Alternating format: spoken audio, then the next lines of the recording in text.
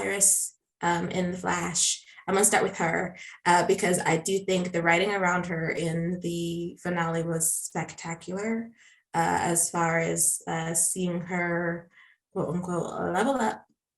Because she ignited the spark, and they gave a connection for why all the time sickness is happening, and once more trying to flesh out that storyline. It still does not acknowledge that she had it in season 7, but and I will not let it go. But it is what it is. I'm glad that they've established her as the survivor we already knew that she was. Glad that she was able to save herself. Glad that she's back with her husband, and that we reignited the spark. But let the woman live, let her thrive, please. Like, now that we've done all that, I don't want any more. She can be like no more put in serious danger and threat of being deleted from the timeline anymore. No. Let's just be done with it. Yeah, and I have to say I really appreciated the spark conversation, because for me, that was wonderful, but it also highlighted a major issue with the last 2 seasons. And then I forgot that spark was a thing because they don't talk about it enough. It's just like me, who's watched every episode at least twice, forgot that spark was a thing. And that's not good enough for your leading lady and leading man. Like that core relationship is the foundation of the show. And that should have been a thing that should have been mentioned more. And it's like, we see this an awful lot with the show, and that one great episode has to do a lot of work, a lot of overriding to make sure we're aware of everything, because the rest of the season didn't. Mm-hmm. But I will say I enjoyed that. It was great to see Iris back. Smile on my face when she first appeared in that alternate dimension thing with Damien Dark. That was great to say, because she's not dead, and she's alive, and she'll be back for season 9. So yeah, that's a big victory for me. That was probably my favorite part of the finale. Yeah, and with reigniting the spark, I didn't realize the spark was dead. At least in the storytelling. Is this a metaphorical spark? No, it's a literal one. So like Reed, cliffhanger, and like tell us did you watch it? I was like waiting. I was like, did you guys not want to know if I actually watched it? I do. Did you watch? I did watch it. Hi. I might take most of my thoughts to the grave, or at least the group chat, but at least I have context for this discussion. Well, it's a literal spark. So when Iris says that, when Barry often says that Iris is his lightning rod, that's true. Over the course of the series, whenever he hasn't really had his powers, the minute she touches him, or she thinks of him in a very powerful way, his powers come back. And it's like between the two of them. There's also Michael. Is that season 6 or 7 where she's touching the whatever ball that is, and she has to repower the Speed Force. I have blocked season 7 out of my mind, but yes, no, that was the start of season 7. Wasn't it when Barry lost his speed for the 1 millionth time? He needed to build an artificial Speed Force, and wasn't she the spark that ignited it or something? Yeah, something like that. So So she was always the metaphorical spark, and there was a spark between them. But from season 7 onward, she became the literal spark of the Speed Force. Yeah. So so when he was screaming and scaring his children because he was trying to murder somebody, it wasn't just that like he thought she was dead. He knew she was dead because he couldn't feel the spark. If he can't feel the spark, she's gone. Mm-hmm. Speaking of the kids, that threw me. Was not expecting the kids to be grown-ups. Oh, yeah, they haven't met them. Like, I watched 7 seasons of Once Upon a Time. I've watched parents be the same age as their child, but like when they said dad in every scene, I was still like, oh, wow. It was every scene they said dad. I'm just gonna put that observation out and not have any commentary on it. To watch the Flash seasons in out of context, I wonder what that was like. It was an interesting experience. Chaotic? I'm assuming chaotic. Yeah. Okay. Yeah. Because that episode did the most. Chat. Yeah. We'll talk about it afterwards. I will say on the pod, you guys have talked about Cecile, and I get it now. She was a lot. Yeah.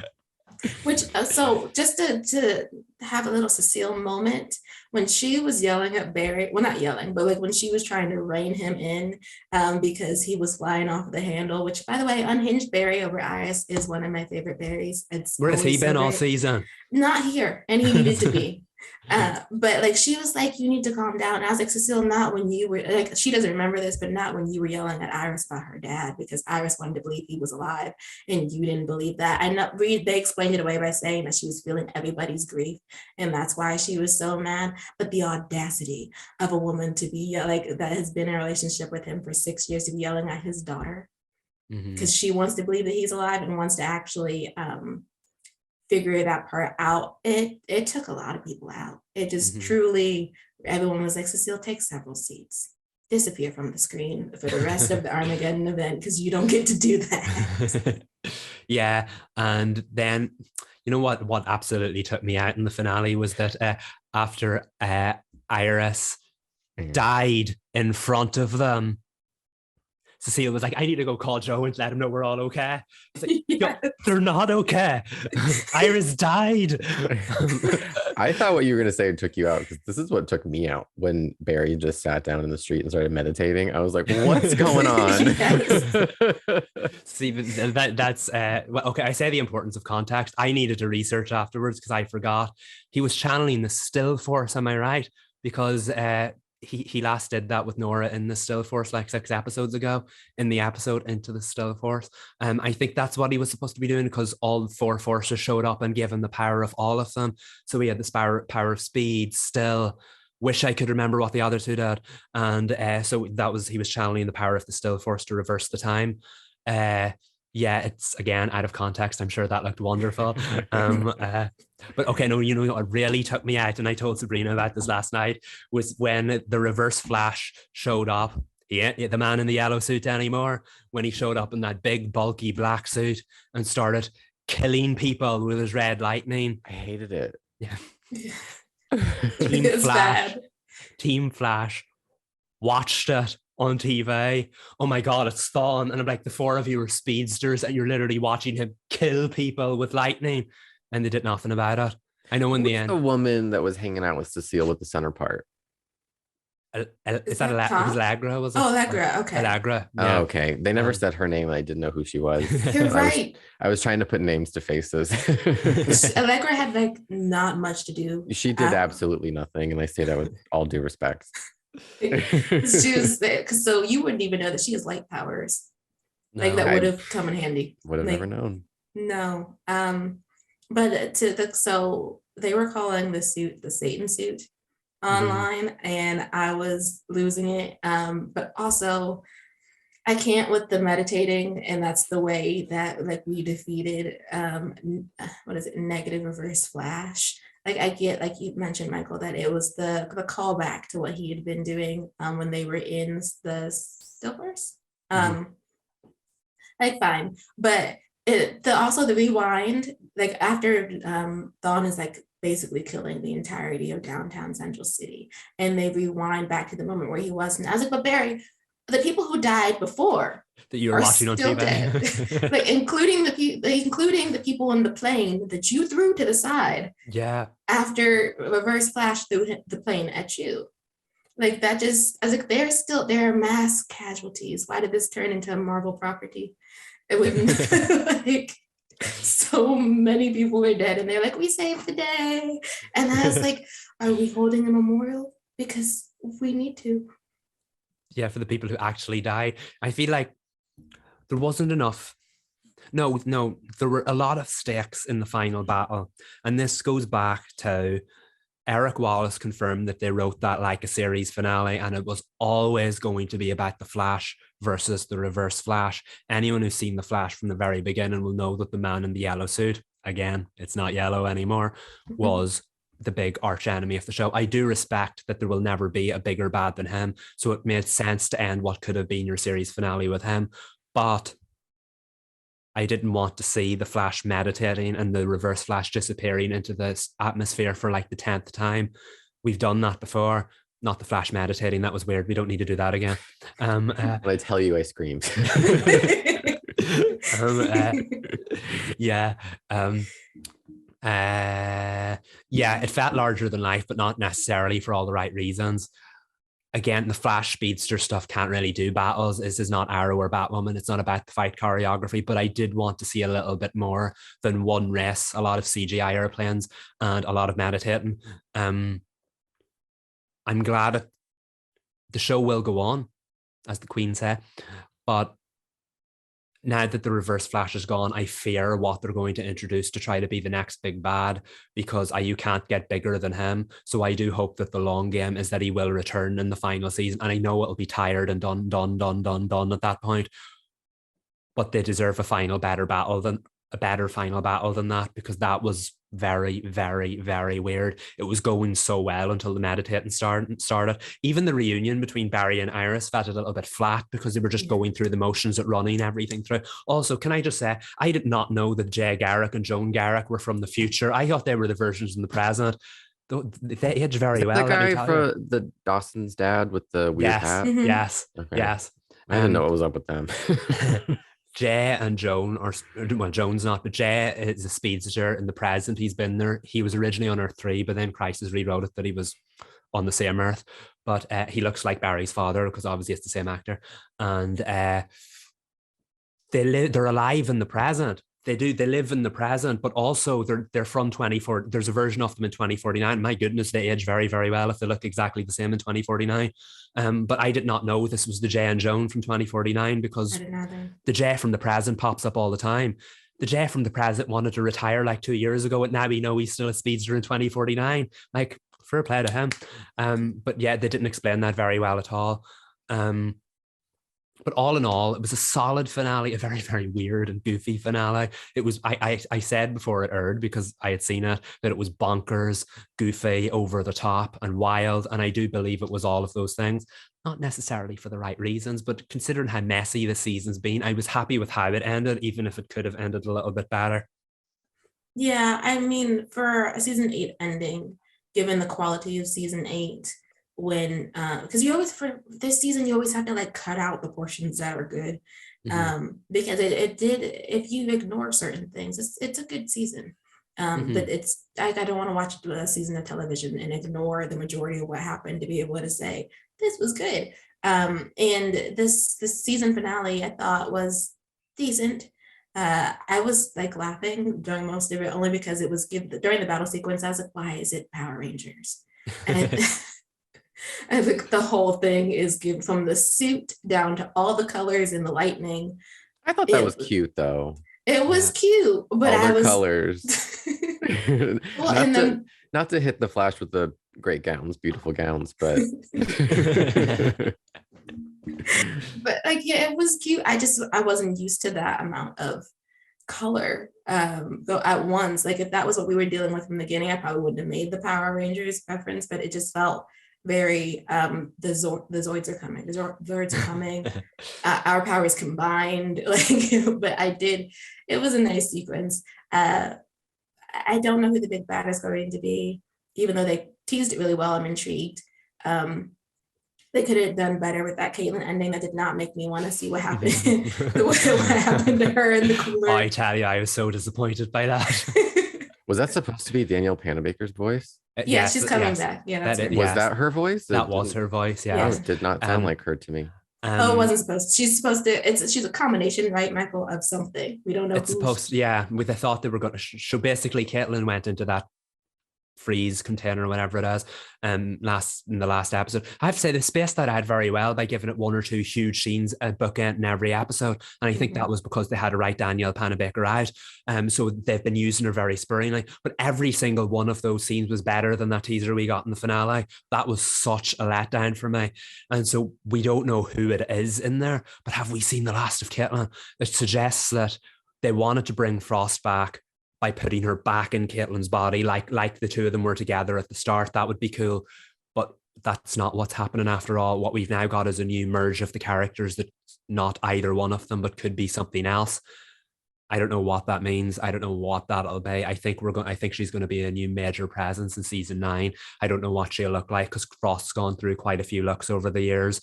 So how do you make it different? Obviously, there's going to be ice involved, but that was not a good teaser. The show has been very, very, I have to say, been doing an expert job of teasing that storyline over the last couple of episodes, but that was the worst part of it, because that was such a huge letdown. And I know they probably didn't have Danielle on set. It made total sense.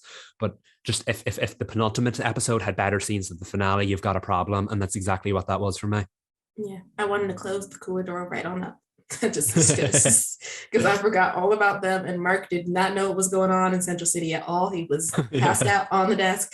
You would have thought like he just was not aware of anything. You would have thought that it was happened like earlier in the day and they rewound time for us, but they did not do that. And I said this in my interview with Kasai Muhammad, but I really want her to be in season 9. I know Mina doesn't have powers anymore, but I'm still manifesting, would love to see her, especially with that great line she has where she says, if you need anybody, you can call me.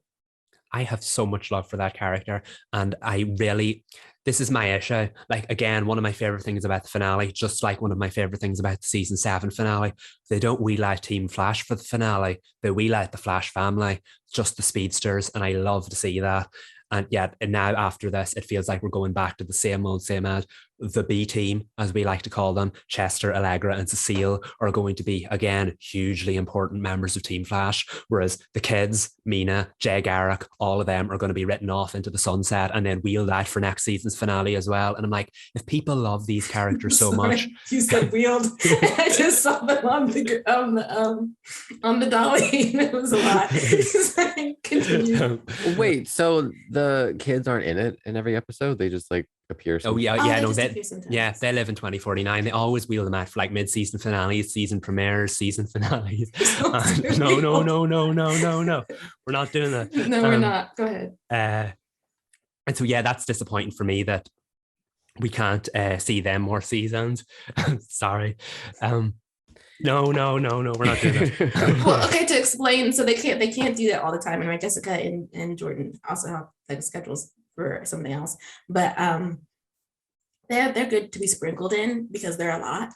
You didn't get to see it this episode, Reed, but they're not twins yet. I'm hoping that they correct the timeline and they make them twins, but they're puppies. Like it's a lot of energy. There was one scene where the Bart was like, they cut back to him in the close-up and he was crying, and I was like, wait, this like really escalated quickly emotionally. Yeah. I missed it. Oh yeah, I think Jordan might have been going for a bit there, and they had cut and they just brought it back. I was like, y'all should have gave us the scenes before that, because he was dry and then you cut back to him and it's waterworks. Great moment, but I was like, wait a second. When did he start crying?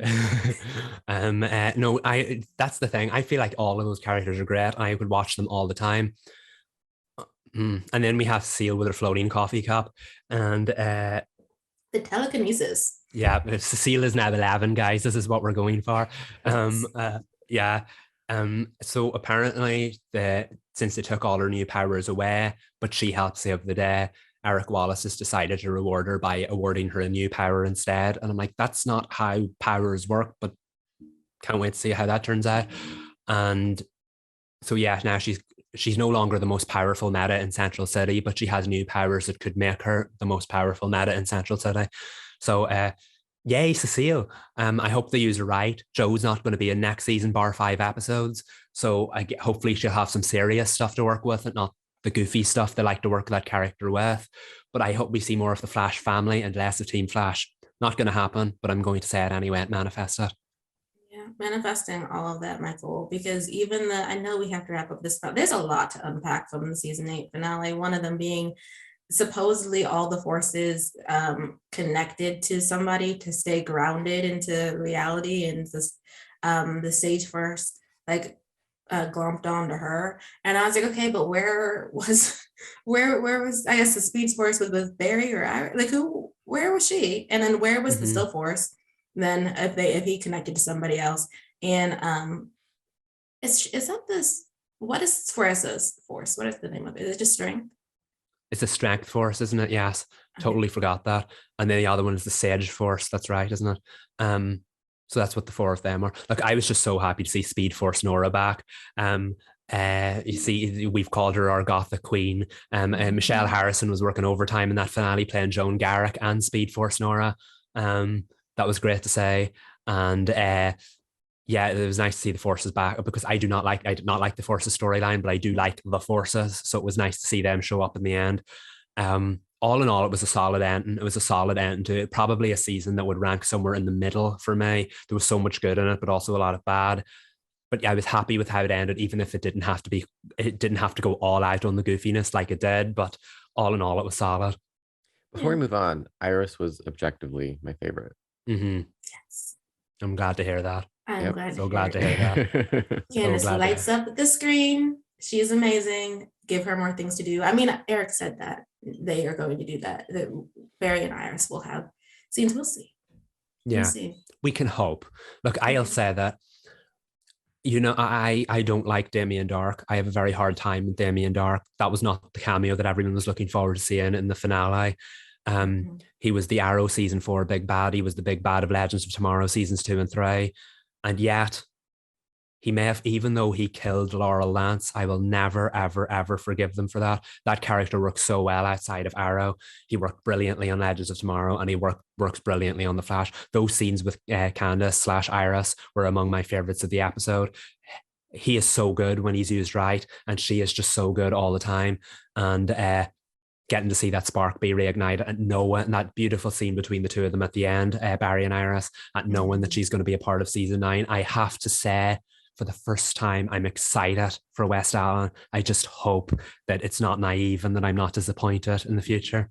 Yes, same. Also, shout out to Iris's sweater. The sweater game was on lock in The Flash, just like it was on Superman and Lois. It's really a great look. Like, she always has great looks, but it was like so good. Really good.